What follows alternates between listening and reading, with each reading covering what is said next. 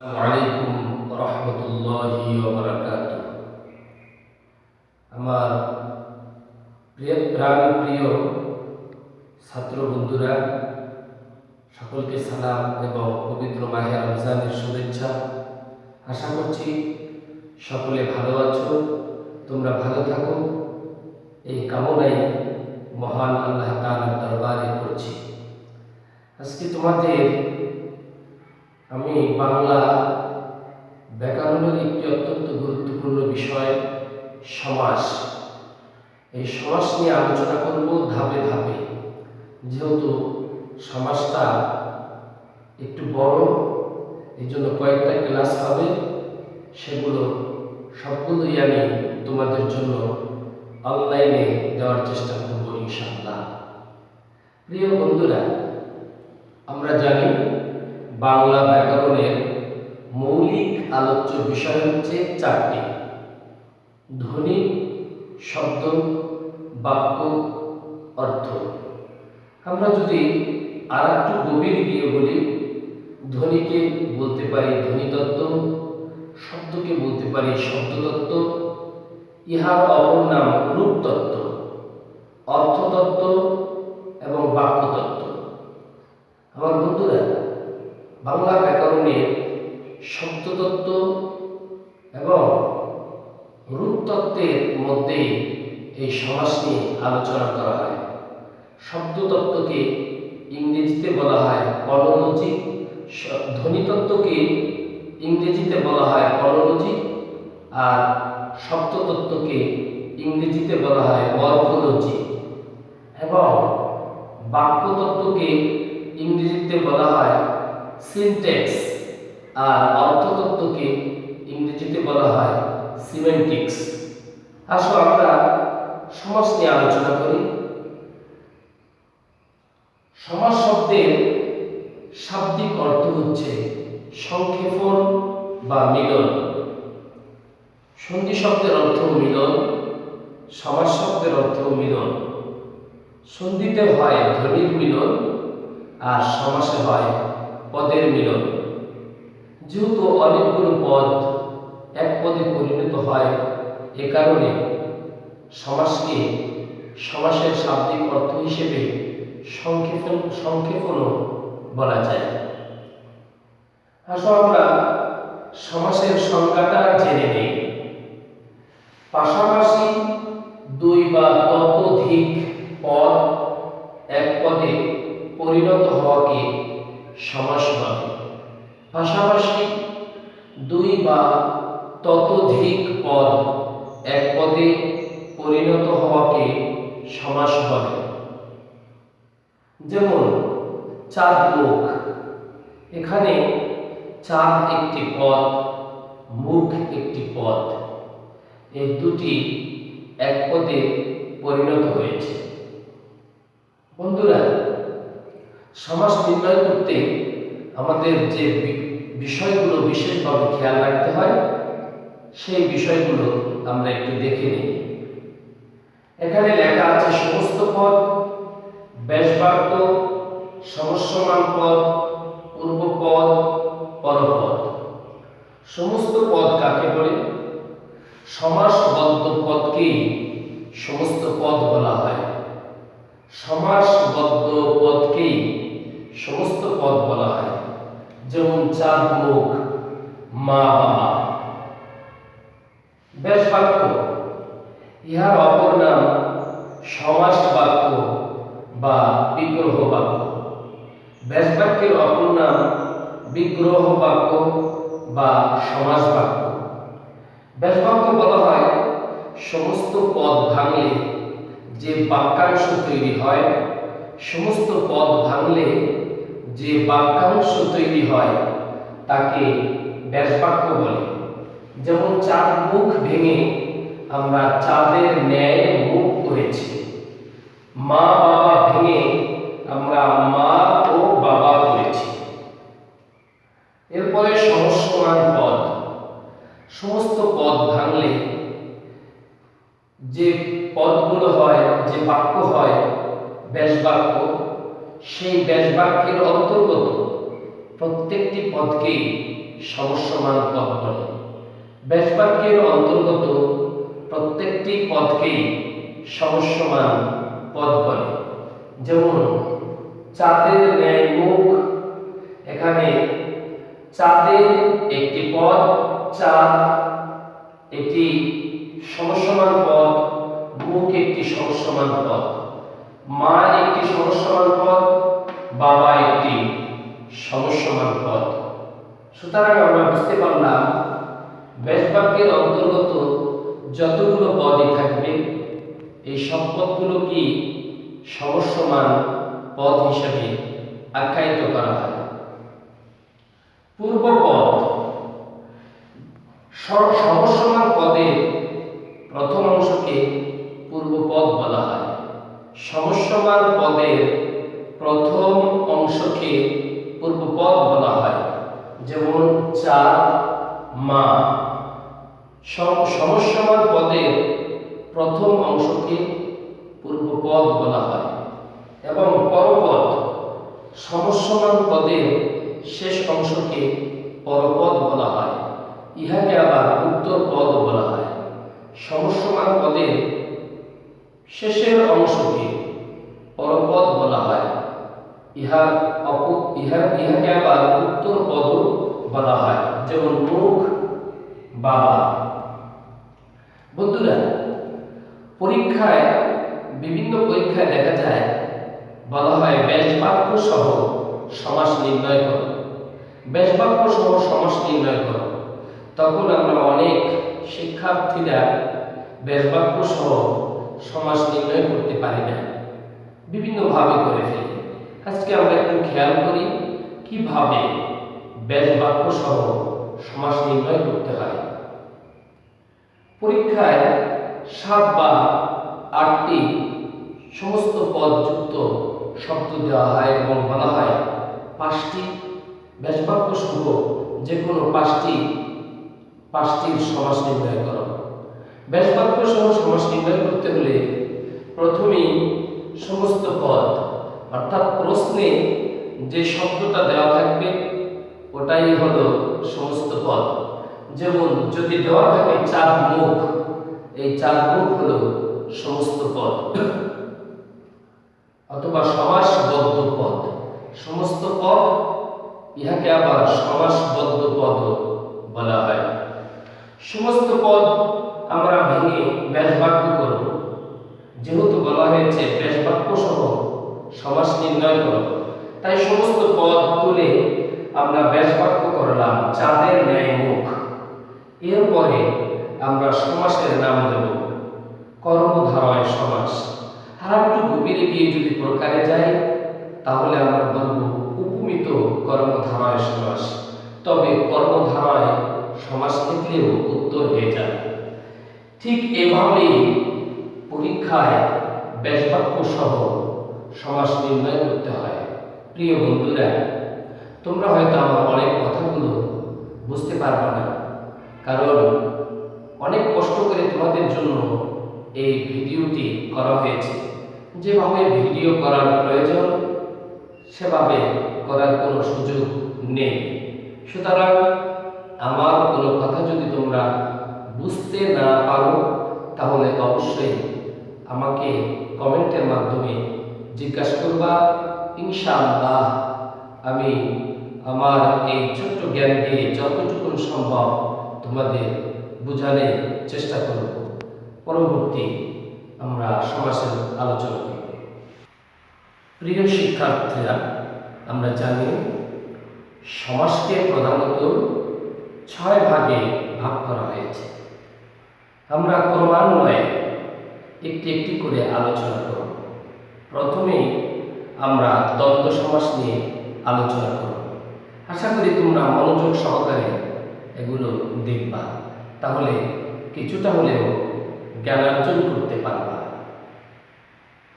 দ্বন্দ্ব সমাস, দ্বন্দ্ব শব্দের শাব্দিক অর্থ হিসেবে আমরা বুঝতে পারি দ্বন্দ্ব মানে মারামারি, পিটাপিটি করা। কিন্তু এখানে দ্বন্দ্ব শব্দের আর একটি ভিন্ন অর্থ নেওয়া হয়েছে। দ্বন্দ্ব অর্থ হচ্ছে জোড়া, দ্বন্দ্ব শব্দের অর্থ এখানে নেওয়া হয়েছে জোড়া। আমরা একটু সংজ্ঞাটা দেখে নিই। যে সমাসের সমস্যমান পদগুলোর প্রত্যেকটির অর্থই সমানভাবে প্রাধান্য পায়। যে সমাসের সমস্যমান পদগুলোর প্রত্যেকটির অর্থই সমানভাবে প্রাধান্য পায় তাকে দ্বন্দ্ব সমাস বলে।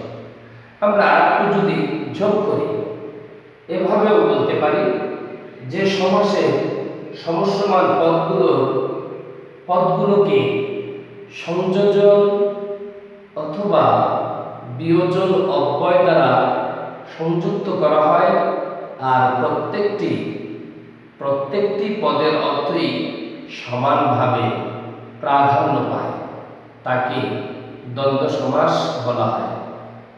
যেমন হাট ও বাজার।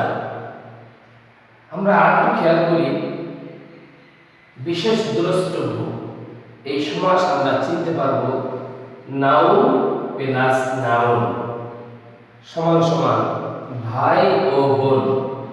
যেমন ভাই একটি নাউন, বোন একটি নাউন, দুটি মিলে ভাই বোন, এটি দ্বন্দ্ব সমাস।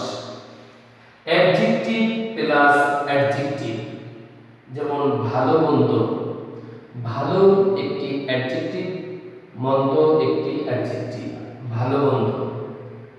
ব্যক্তি বা বস্তু দুটো জিনিস হতে হবে। এই সমাসে ব্যক্তি বা বস্তু দুটি জিনিস হতে হবে। যেমন ভাই একটি জিনিস, একটি উদ্দেশ্য, এবং বোন একটি উদ্দেশ্য। এই দুটো উদ্দেশ্য মিলে দ্বন্দ্ব সমাস হয়েছে। যেমন আসল ও নকল। আসল নকল, আসল দিয়ে আমরা একটি উদ্দেশ্য বুঝি, আর নকল দিয়ে আর একটি উদ্দেশ্য বুঝি। মা দিয়ে একটি উদ্দেশ্য বুঝি, বাবা দিয়ে আর একটি উদ্দেশ্য বুঝি। সুতরাং এগুলো দ্বন্দ্ব সমাস। কিন্তু দ্বন্দ্ব সমাস হবে না। যেমন মৌলবী সাহেব।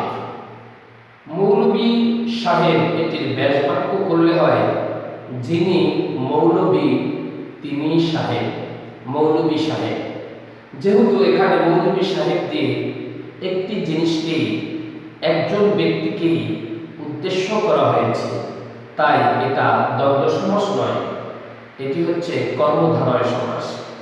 যেমন জজ সাহেব, যিনি জজ তিনি সাহেব, জজ সাহেব।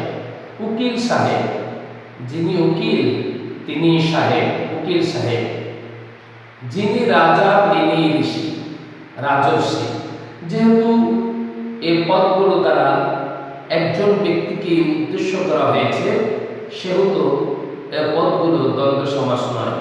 দ্বন্দ্ব সমাস হতে হলে একটি পদে দুটি ব্যক্তি বা বস্তুকে উদ্দেশ্য করতে হবে।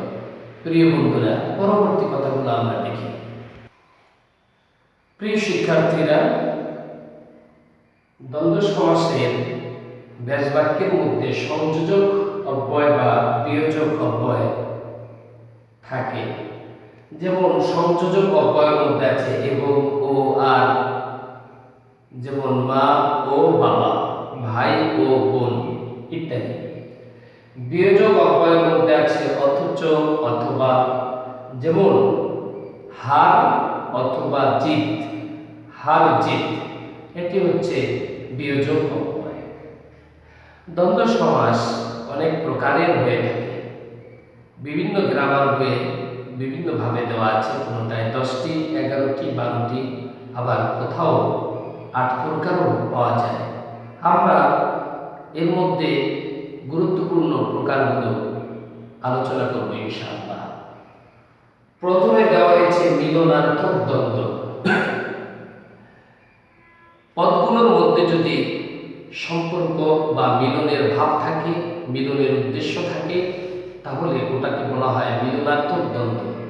যেমন মা ও বাবা, মা এবং বাবার মধ্যে একটি মিলনার্থক উদ্দেশ্য রয়েছে, অর্থ রয়েছে। ভাই ও বোন, এভাবে করে চাচা ও চাচি, দাদা ও দাদি এ সবগুলোই মিলনার্থক দ্বন্দ্বের অন্তর্ভুক্ত। এরপরে বিরোধার্থক দ্বন্দ্ব। বিরোধ শব্দের অর্থ হচ্ছে শত্রুতা। যেমন ওহি ও নকুল। ওহি ও নকুল, ওহি শব্দের অর্থ হচ্ছে সাপ আর নকুল শব্দের অর্থ হচ্ছে বেজি। বা সাপ ও নেউল, সাপ আর বেজির মধ্যে সর্বদাই একটি শত্রুতা ভাব থাকে, এ কারণে এটাকে বলা হয় বিরোধার্থক দ্বন্দ্ব। স্বর্গ ও নরক, স্বর্গ এবং নরকের মধ্যে পরস্পর বিরোধী ভাব আছে, এ কারণে এটাকে বিরোধার্থক দ্বন্দ্ব বলে। দা ও কুমড়া, দা এবং কুমড়ার মধ্যে একটি শত্রুতা ভাবাপন্ন ভাব রয়েছে, যেহেতু দায়ে কুমড়া কাটে, এ কারণে এটা বিরোধার্থক দ্বন্দ্ব। বিপরীতার্থক দ্বন্দ্ব। বিপরীতার্থক আর বিরোধার্থকের ভিতরে পার্থক্য হল বিরোধার্থক দ্বন্দ্বের মধ্যে শত্রুতা ভাবাপন্ন ভাব থাকে, কিন্তু বিপরীতার্থক দ্বন্দ্বের মধ্যে কোনো শত্রুতা ভাব থাকে না। যেমন আয় ও ব্যয়, আয় ব্যয়, আয় এবং ব্যয়ের মধ্যে কোনো শত্রুতা ভাবাপন্ন ভাব এখানে নেই, কোনো উদ্দেশ্য নেই। জমা ও খরচ, জমা এর বিপরীত খরচ, কিন্তু দুটোর মধ্যে কোনো শত্রুতা ভাব নেই। অহ ও রাত্র, অহ মানে দিন, রাত্র মানে রাত, দিন এবং রাতের মধ্যে কোনো শত্রুতা ভাব নেই। এভাবে করে আরো শব্দ তোমরা পাবে, বিপরীতার্থক আরো সব শব্দ তোমরা পাবে।